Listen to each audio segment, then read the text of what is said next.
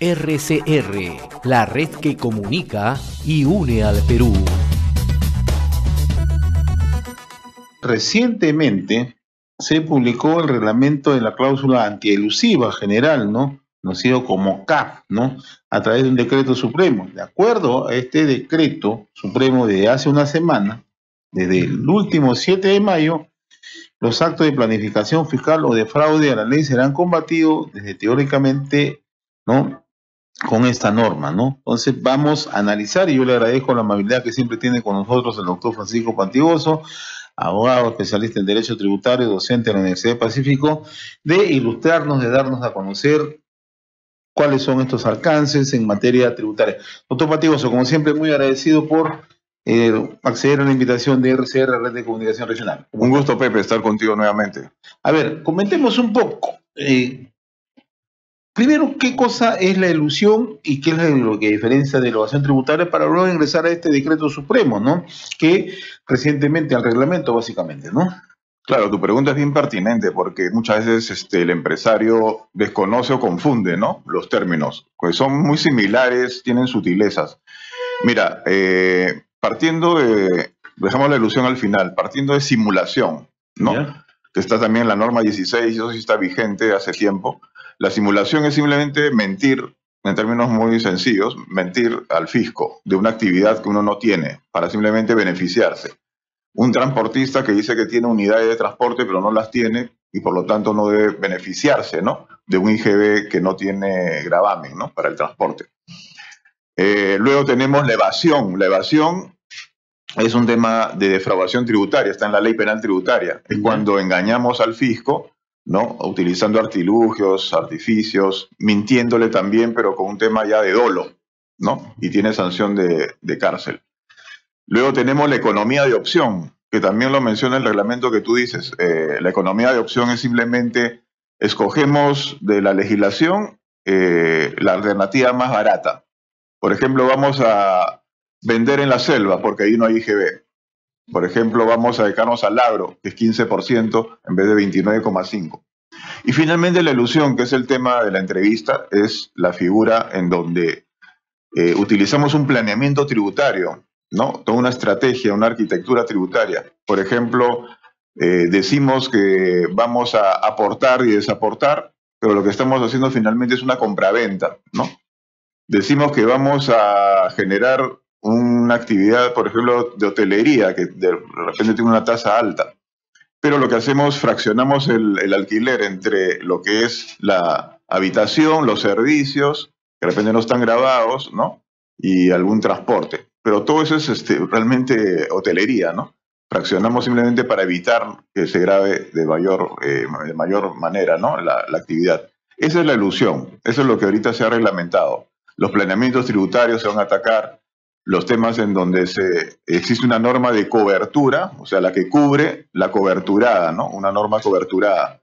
En realidad lo que se esconde es otra actividad que debió salir, ¿no es cierto?, a flote y ser grabada con un mayor impuesto, ¿no? Ahora, en lo que se relaciona a la elusión, en términos económicos, ¿es alta, digamos, lo que le cuesta al país en términos económicos? Bueno, ha salido, ¿no?, en los medios que son varios miles de millones, ¿no?, que a través de las planificaciones que no estaban, sino suspendida la aplicación de la norma antielusiva, se dan desde atrás y obviamente tienen efectos ahora que la SUNAT ha medido, ¿no? Debe haberlo medido a través de cruces informativos, a través de... Hay diferentes modalidades, ¿no?, para identificar ciertas operaciones que ahora podrían ser atacadas, ¿no? Recordemos que siempre estaba pendiente este decreto supremo con los parámetros de fondo y forma, se decía, ¿no? Y desde la ley 3213 que estaba suspendido esto, ¿no?, desde el año 2012. Entonces, lo único que está faltando es una cerecita, que es la resolución de superintendencia que reglamente un comité revisor, ¿ya?, ¿no?, que va a definir dentro de una fiscalización si va o no una revisión de la elusión. Ahora, este reglamento, en términos así un poco más sencillos para que lo entiendan la opinión pública, ¿qué establece el reglamento? ¿Cuáles son, digamos, las líneas maestras de este reglamento? Lo que pasa que ahí, Pepe, siempre, como esta norma es un tema complejo, ¿no? Técnico, además, ¿no? Bastante técnico, ¿no? Sí, inclusive para los abogados esto está generando bastante discusión y bastante, digamos, dudas, ¿no?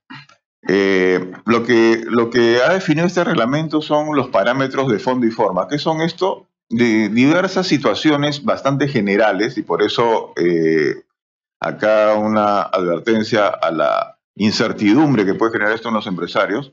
Te da unos parámetros de una serie de situaciones enunciadas de manera general, ¿no?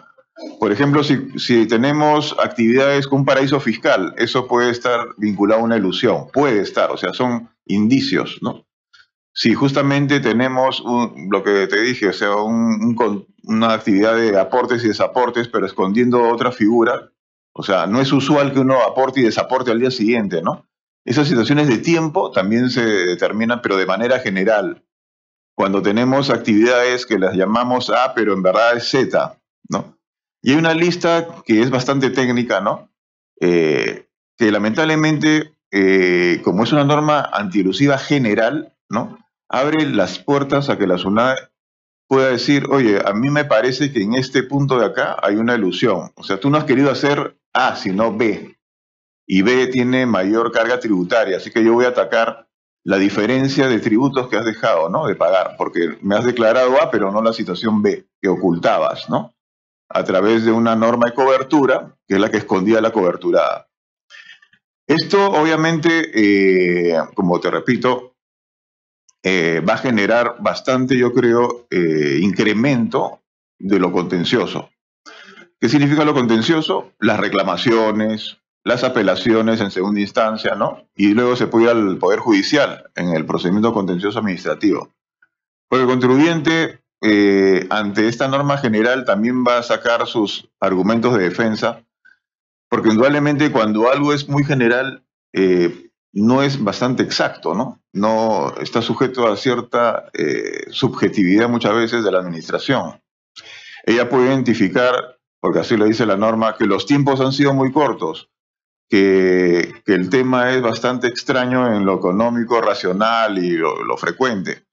Oye, pero estamos, por ejemplo, como tú bien dices, Pepe, en tus intervenciones, en una situación de crisis. A veces las cosas son muy rápidas por una situación de coyuntura.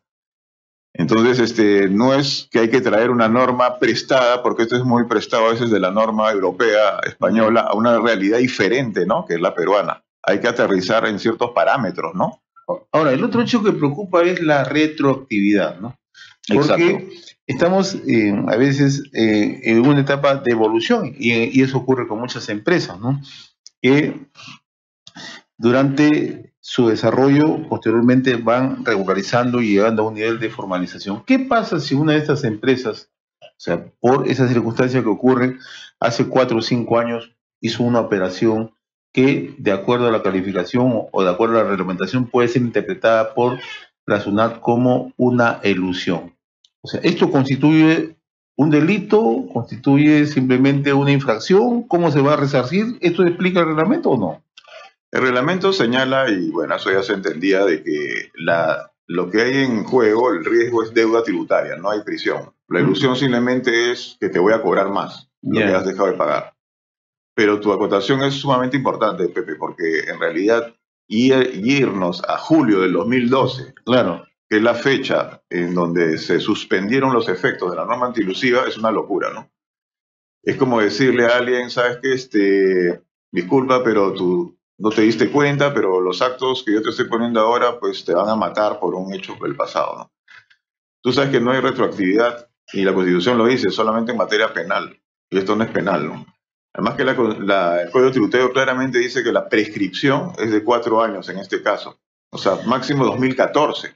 ¿Qué pasa si la empresa cambió, por ejemplo, de directorio en esa época, ¿no? ¿A quién se le responsabiliza? Claro, lo que pasa es que ahí hay que retrotraerse al directorio que tuvo la decisión, pero inclusive están atacando a los directores actuales que debieron ratificar o modificar los actos del pasado y que todavía hoy día tenían efectos. Es decir, aquel director hoy día sentado en su mesa, que sigue una ilusión que viene del pasado, es responsable también, ¿no? Acuérdate que hubo el 29 de marzo una fecha tope para que las empresas con directorio indicaran una confesión para que le corten la cabeza, ¿no?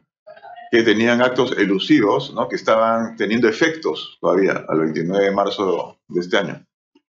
Dudo que muchos hayan presentado porque incluso esto faltaba un reglamento, no se sabía cómo se presenta esto, ¿no? Este es asumir pasivo y activo, a la par. Claro, pues, y aparte que tú sabes que el directorio es un ente colegiado, ¿no? Se ha criticado mucho eso, o sea, ¿cómo vas a, digamos, atacar a un directorio? Debías atacar a un director que tuvo la decisión. Se quiso corregir ahora en el reglamento y dijo que el directorio que salvó su voto en un tema elusivo, ese no va a estar bajo responsabilidad solidaria, ¿no? Y fíjate, Pepe, que responsabilidad solidaria es que al director le van a cobrar, ¿no es cierto?, deuda con sus propios bienes. Se puede ir con su carro, su inmueble, ¿no? Registrado su nombre, porque responsabilidad solidaria es que el director responde por deudas de la empresa con patrimonio propio. Ese decreto no establece eso, pero ya hay normas sobre ese particular, que ¿no? En el artículo 16 del Código Tributario. Así es, ¿no? Así es. Eso ya está, digamos, concordante con el Código. Ahora, el otro tema es, en medio de toda esta situación, ¿las empresas están con condiciones, por lo menos, de poder transparentar toda la información o es muy complejo esto? Tú que tienes toda esa experiencia. Bueno, lo que es recomendable es que las empresas y los directores, porque ahorita ellos son los que cargan entre comillas, con el muerto, ¿no? Yeah. Deberían hacer un due diligence, una revisión de sus actos, ¿no?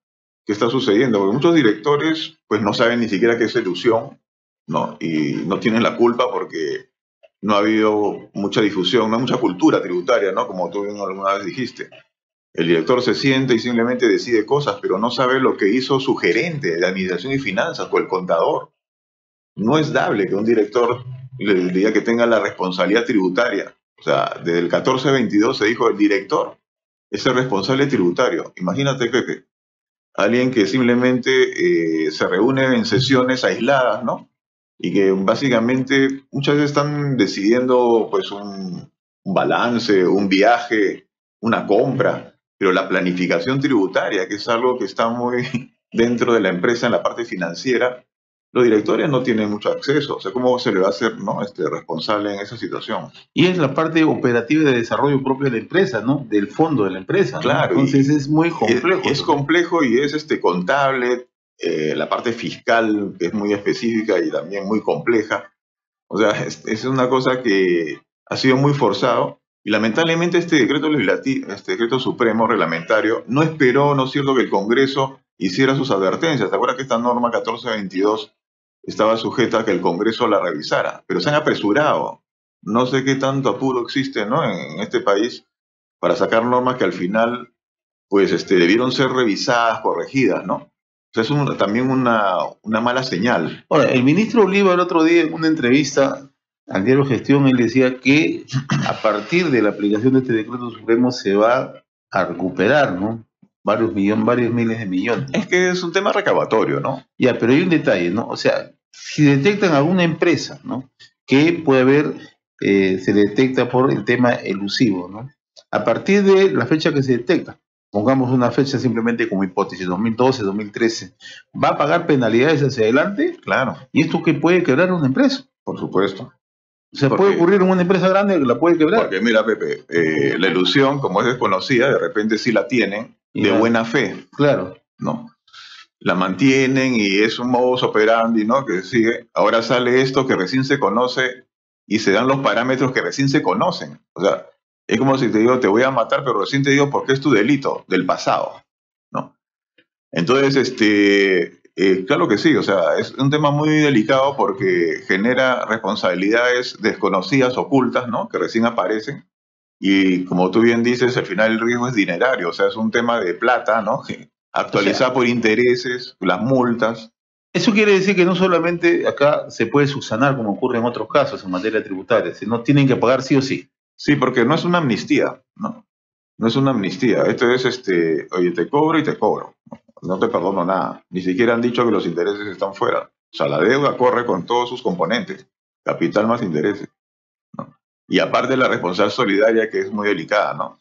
Tú mencionabas hace un momento, ¿no?, que esto responde un poco a copiar, calcar modelos, ¿no? Un modelo europeo, tú decías, ¿no? Esto se utiliza mucho en Europa, pero en Europa la formalidad, digamos, los niveles de fiscalización son mucho más Sí se avanzados utiliza, que los nuestros, pero, ¿no? claro, pero básicamente se utiliza como una advertencia, ¿no? Ya. Porque allá la gente cuida mucho. Hay otra cultura, tú sabes, Estás ¿no? advertido, mejor dicho, ¿no? Te dicen, oye, mira, Sí. si tú cometes eso, Sí, tú estás por si sujeto acaso, a... exacto. Mira, si quieres cambiar de película al lado oscuro, vas a tener estas consecuencias. Claro. Sabemos que en Europa y en otros países de mayor desarrollo de cultura tributaria, pues esto no se da, pero simplemente es una lista de advertencia para otra realidad, ¿no?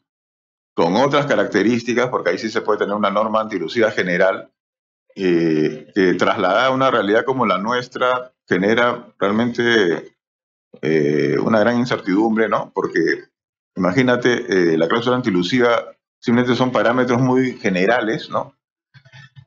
Para situaciones que muchas veces son más complejas que lo general. Y una cosa que siempre se ha criticado es que dentro del procedimiento de revisión de la elusión hay un comité revisor constituido por gente de la misma SUNAT, ¿no? La SUNAT misma califica si es elusión o no.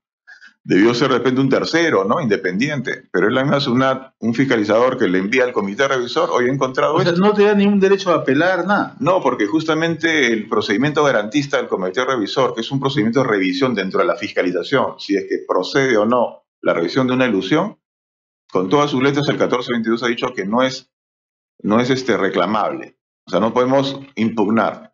Se impugnará la RD, la resolución de terminación que nazca con la fiscalización, ya en los plazos naturales y como cualquier RD, ¿no? Paga primero y después vemos si o ya no hay capacidad. No, en tampoco. realidad cuando uno reclama a tiempo, en los 20 días, se suspende la cobranza. O sea, va a entrar en todo el procedimiento, pero como te digo, esto va a incrementar de todas maneras el contencioso tributario. La carga de resolución de SUNAT, Tribunal Fiscal, de todas maneras se va a incrementar. ¿Y cómo queda el tema de seguridad jurídica? Leía tu artículo y tú decías que esto puede incrementar la inseguridad jurídica en el país. Lo que pasa es que yo creo que un país crece, ¿no? Y incluso acepta mayor inversión o el inversionista extranjero viene, ¿no? A un país que es seguro, ¿no?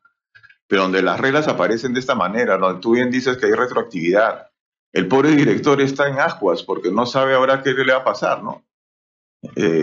Hay empresas que han quitado directores, han eliminado Te pongo un directores. ejemplo así, simplemente en el plano, tú eres académico y te pido que me des una respuesta en ese plano además, ¿no? Sin comprometerlo. ¿Qué pasa con las empresas que están observadas ahora, que están siendo investigadas, ¿no?